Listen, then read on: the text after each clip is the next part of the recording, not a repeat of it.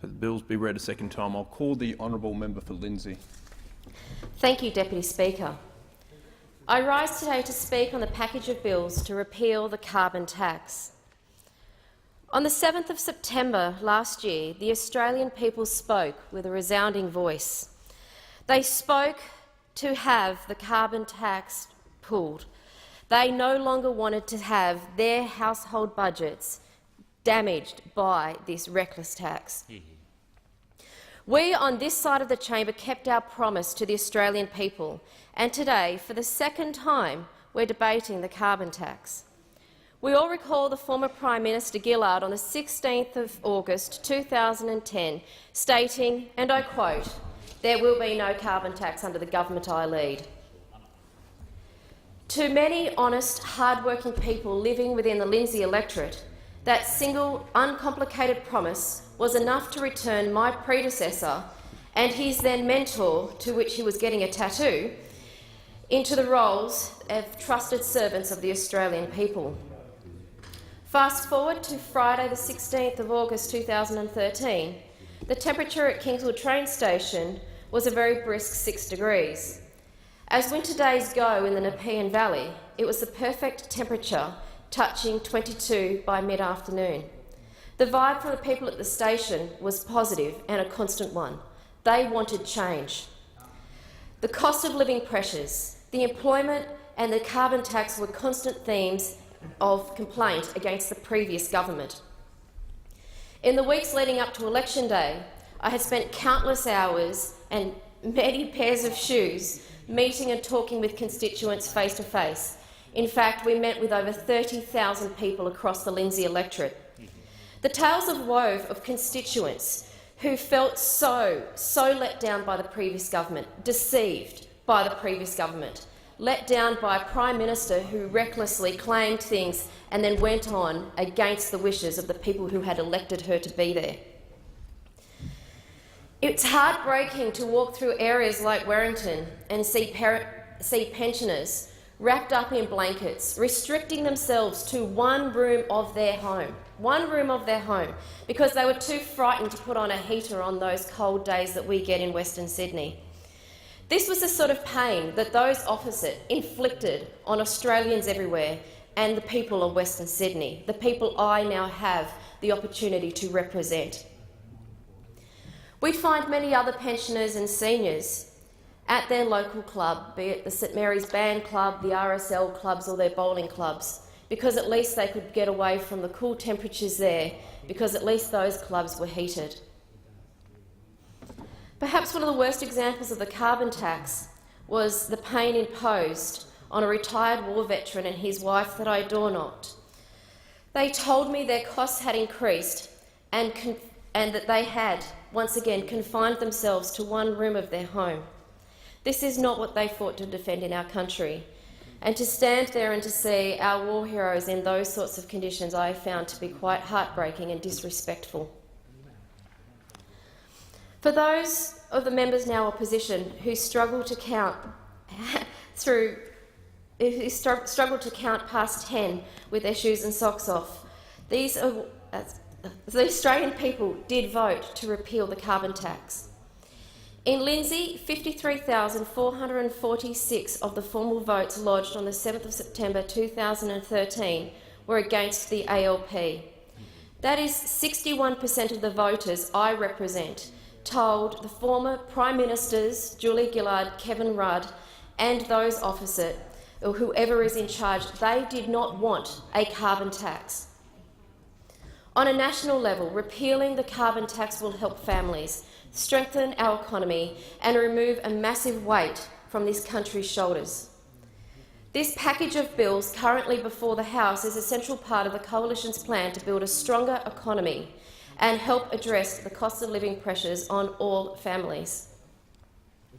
We all have a moral responsibility as elected servants of the Australian people to honour the decision that the Australian people have asked for us to make. In terms of dollars, the carbon tax will realise a $9 billion hit on the Australian economy this year alone.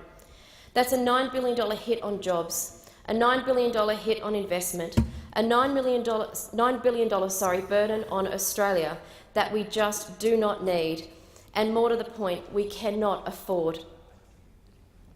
But at home in Lindsay, the carbon tax is a burden on the budgets of our hard-working families. The repeal of the carbon tax will finally remove the pressure and the stranglehold that is being placed on these families by the former Labor government. Deputy Speaker, as a result of this legislation, local families will be $550 a year better off. The opportunity this affords for families in the Lindsay electorate, from Penrith to St Mary's, Glenmore Park to Cambridge Park, Kingswood to Castlereagh and Mulgoa, right across the electorate, is considerable.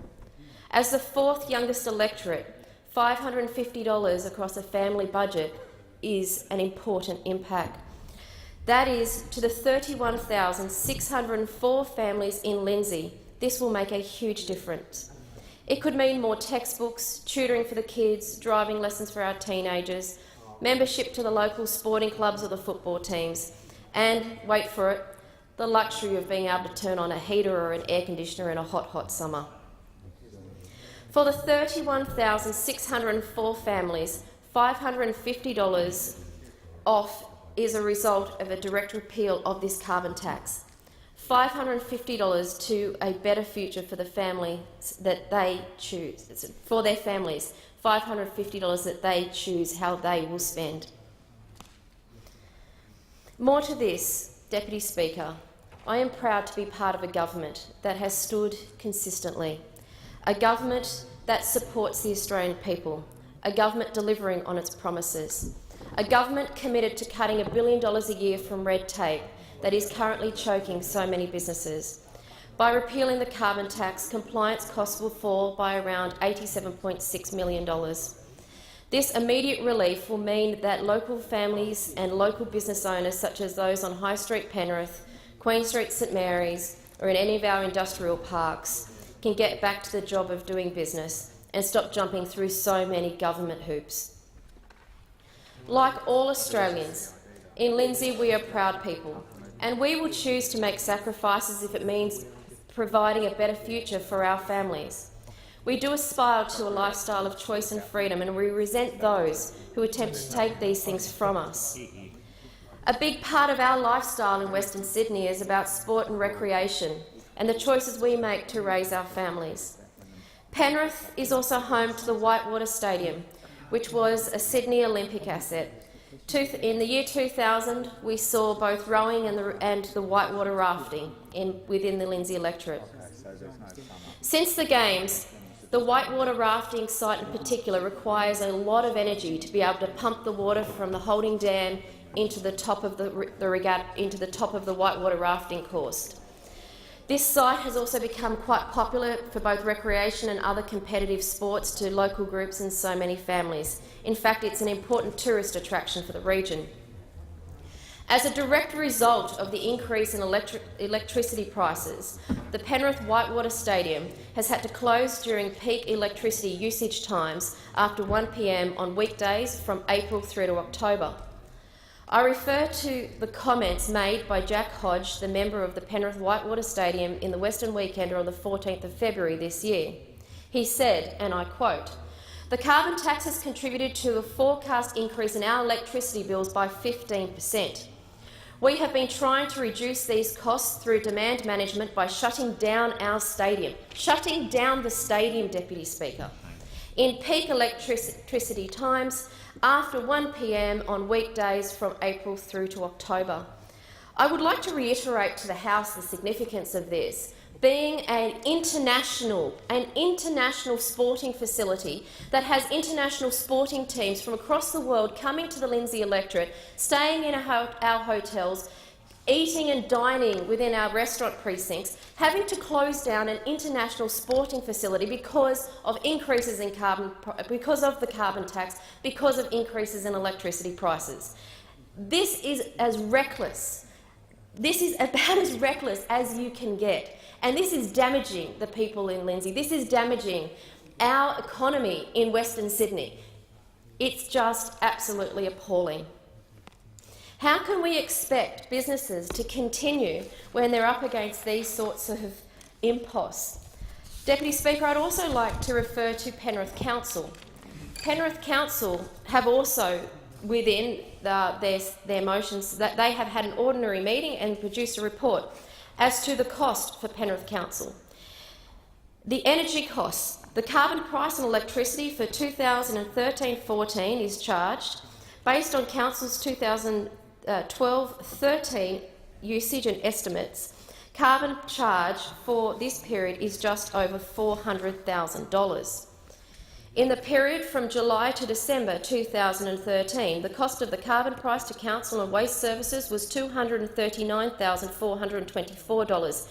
This is made up of $102,323 for waste sent straight to landfill, $34,629 for garbage processing, $73,867 for composting, and $28,605 for recycling. This equates to $478,848 once prorated for 2013-14. For fuel costs, I go on. Over the full year, this equates to $26,900 in potential savings if the carbon tax is repealed. The total cost to Penrith Council is $906,000 annually. That $906,000, nearly $1 million, what Penrith Council will save. The bottom line of the report for me, Deputy Speaker, is where the rubber really does hit the road, and that's when they say that the electricity costs and fuel costs will be offset in the calculation of the rate peg. So in other words, straight through to the ratepayer. Straight through to the ratepayer, another hurt, another way of hurting the people of Western Sydney. That just goes to show how reckless those opposite are, to deliberately hurt the people of Western Sydney, hurt the good families of Western Sydney. Deputy Speaker, I would also like to talk about what we are doing, the Direct Action Plan, and it's great to have the Environment Minister here with us today, because he has been a wonderful advocate and supporter for the Cumberland Plain woodland. And the Lindsay community, together with Macquarie, will benefit from a $15 million boost to the bushland in Western Sydney. We will see a Green Army campaign of 15 Green Army teams that will work on local projects within the Cumberland corridor. This is an important environment reform, and it will have a massive significance for the people of Western Sydney. It will also provide employment and training opportunities for the local community through the Green Army and the 20 Million Trees program.